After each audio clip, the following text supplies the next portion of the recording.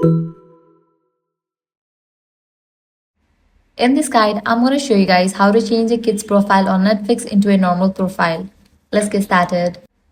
If you want to completely change the kid's profile, the easiest way is to delete it and create a new normal one.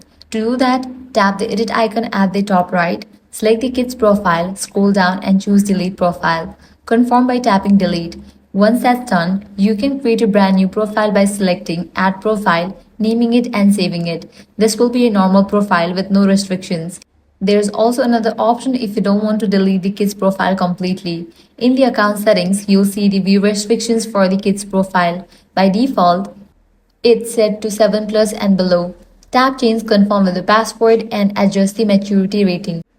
You can set it to all so it recommends more content, but keep in mind, even if you do this, the profile is still technically a kid's profile, which means certain content will remain restricted. That's why deleting and recreating the profile is the best way to fully switch it. And that's it. That's how you can change or convert a kid's profile into a normal profile on Netflix. If this guide helped you out, do not forget to like, share, and subscribe.